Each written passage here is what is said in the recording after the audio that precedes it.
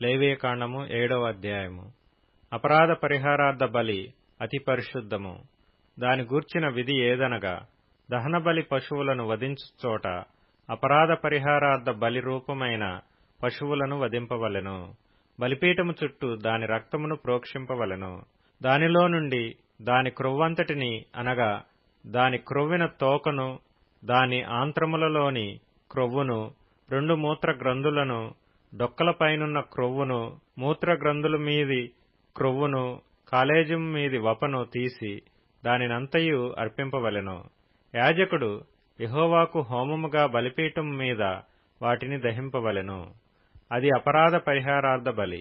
యాజకులలో ప్రతి మగవాడు దానిని తినవలెను. అది అతి పరిశుద్ధము. పరిశుద్ధ స్థలములో దానిని తినవలెను.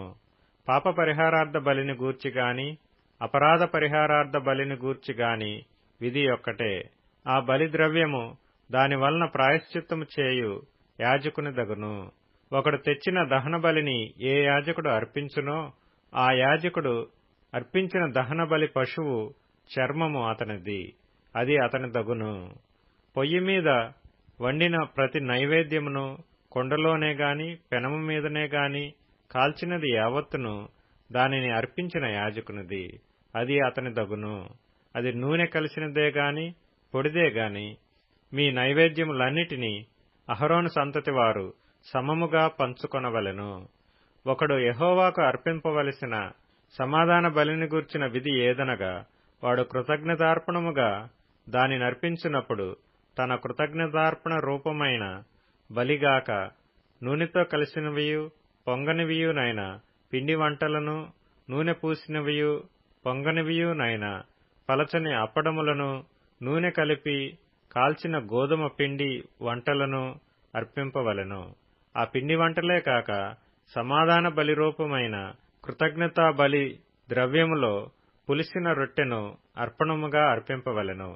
మరియు ఆ అర్పణములలో ప్రతి దానిలో నుండి ఒకదాని యెహోవాకు ప్రతిష్టార్పణముగా అర్పింపవలెను.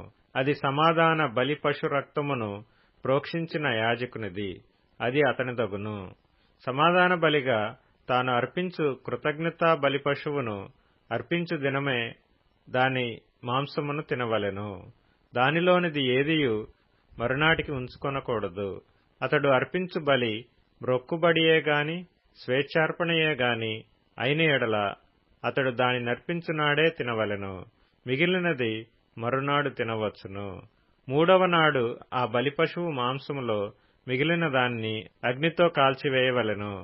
ఒకడు తన సమాధాన బలి పశు మాంసములో కొంచెమైనను 3వ నాడు తినిన ఎడల అది అంగీకరింపబడదు. అది అర్పించిన వానికి సమాధాన బలిగా ఎంచబడదు, అది హేయము. దాని తినువాడు తన దోష శిక్షను భరించును. అపవిత్రమైన దేనికైనను తగిలిన మాంసమును తినకూడదు, అగ్నితో దానిని కాల్చివేయవలెను. మాంసము విషయమైతే పవిత్రులందరూ మాంసమును తినవచ్చును గాని, ఒకడు తనకు అపవిత్రత కలిగియుండగా యెహోవాకు అర్పించు సమాధాన బలి పశు మాంసములో కొంచెమైనను తినిన ఎడల వాడు ప్రజలలో నుండి కొట్టివేయబడును.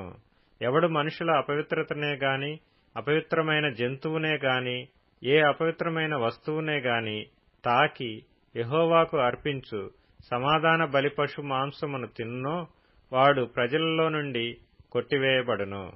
మరియు యెహోవా మోషేకు ఇలాగు సెలవిచ్చెను, నీవు ఇశ్రాయేలీయులతో ఇట్లనుము, ఎద్దుదే గాని గొర్రెదే గాని మేకదే గాని దేని క్రొవ్వును మీరు తినకూడదు. చచ్చిన దాని క్రొవ్వును చీల్చిన దాని క్రొవ్వును ఏ పనికైనను వినియోగపరచవచ్చును గాని దానినేమాత్రమును తినకూడదు. ఏలయనగా మనుష్యులు యెహోవాకు హోమముగా అర్పించు జంతువులలో దేని క్రొవ్వునైనను తినినవాడు తన ప్రజలలో నుండి కొట్టివేయబడును. మరియు పక్షిదే గాని జంతువుదే గాని మీ నివాసములన్నిటిలో తినకూడదు. ఎవడు రక్తము తినునో వాడు తన ప్రజలలో నుండి కొట్టివేయబడును.